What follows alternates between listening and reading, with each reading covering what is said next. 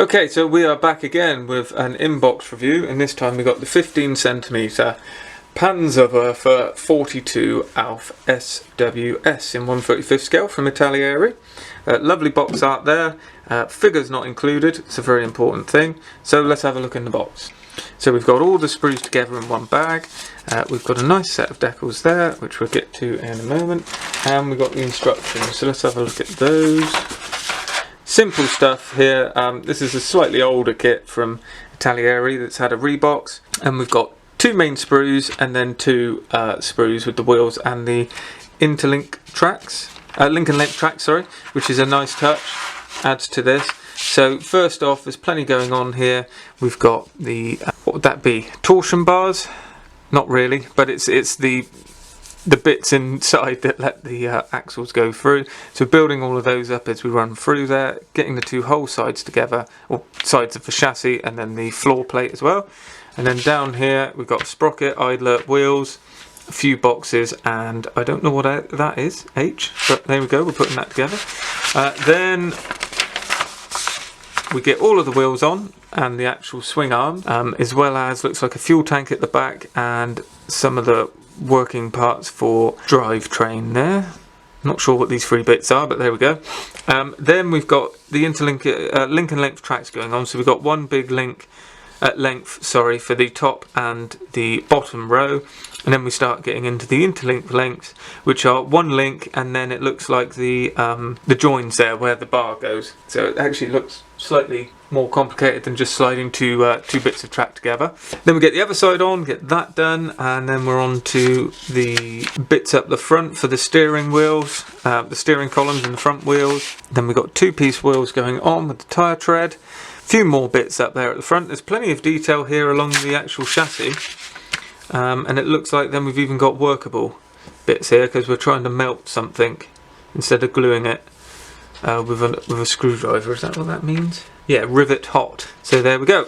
And then we start to get on with the stowage inside for the Panzerwerfer, which is on the top, and we've got some interior detail going in there as well, and then the top of the hole goes on. Start to work out whether we're going to open or shut the doors. We got doors on the top and doors on the back, and then we've got the crew compartment there up front, chairs and the dashboard. Looks like a muffler going on there as well, an exhaust system, and then the front part with the bonnet attached. So we get the roof doors, rear section to that as well.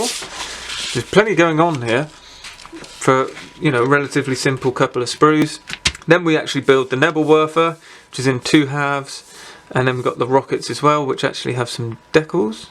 Yeah, and as we move through, we get the mount, slide it in, slots in, get the rear deck on, and then we get the front portion on, glue it all together, and we are sorted, I think. And then we're into the marking scheme. So we've got two schemes here, both in Germany 1945. This is a very late war design, and we've got one with a very sort of heavy camouflage there, which is 4 THOR. In the free scheme, just a Dunkelgelb, olive green, and they've got chocolate brown here, but it's the red brown. And then down here it's a bit more of a conventional pattern, and this has got the decal placements. So speaking of decals, they certainly look the part. So we've got for each marking option there, and then here we've got the standard scheme, standard ones that work for each one.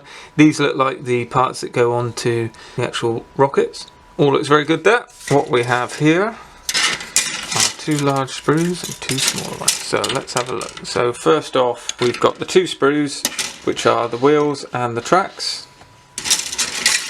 And there we can see we've got plenty of detail. So here are the tracks, which this is what I was meaning. So you've got this part and then it joins to that part, and that's how you make the link up. So it goes like this. Absolutely nothing wrong with those. They are really very good. No ejector pin marks either. Fantastic stuff. That's all you need in a kit like this. It's all you need. You know, you might have some older parts, that's fine, you can go about sorting them out, but if you've got link and length tracks and they're of very good detail, I mean, the rest of it you can sort out yourself, but it's a bit difficult to get around rubber tracks. That's my view. The two-piece wheels, they're okay. I mean, once they're sanded, it's going to be like a worn-down wheel. Rubber, sorry, on the tyre. Yep, good stuff there. So we get two of those. Then we've got this one main sprue, and I've had a bit fall off. So there we go, plenty of parts on here. And it's typical Italeri stuff. Not tons of detail, but everything you need is there. We've got ejector pin marks on the doors, so if you're going to open those, you might want to look at that. This is the blind side we're looking at. That's why we're seeing the ejector pins. We've got the nice lot of rockets down the side here. These are the parts for the like torsion bar system between. And then we've got swing arms, which have got a mould line down the middle. Now let's flip it over. So we got, is that the crew? No, that's not any detail. So we've got a few bolts and rivets on the, for raised detail on the chassis sides here. You know, okay detail on the leaf spring. A couple of sink marks here where the doors have detail on the other side. But all in all, it's okay. It's basic. The basics there. You've got the basic shapes. You've got the stuff that you need. And then if you want to go and super detail it, then you've got that option. But if you want to build it out of the box, it's not going to look too bad. Yep, that's okay. There's not much to say on that, really. This is the one with the more sort of detail part. So I've had a bit fall off there, which is for there. So we've got some nice raised anti-slip pattern there on the section in the rear. So the actual Panzerwerfer rocket launcher sits on top here. Then we've got the same in and around here, which is for the driver's compartment with some nice fabric detail on the cushions. Good detail there on, so nice detail there on the dash. There's the Panzerwerfer. That's slightly older, and you know you're going to need to clean that up. But you know, it is what it is. This is the crew compartment. It's the driver and the radio operator, presumably. That's the actual crew compartment. You see the raised detail in there. Got the front section. Great big recessed panel lines. Presumably that's what the actual thing looks like, because they're a bit out, you know, nothing else looks like that.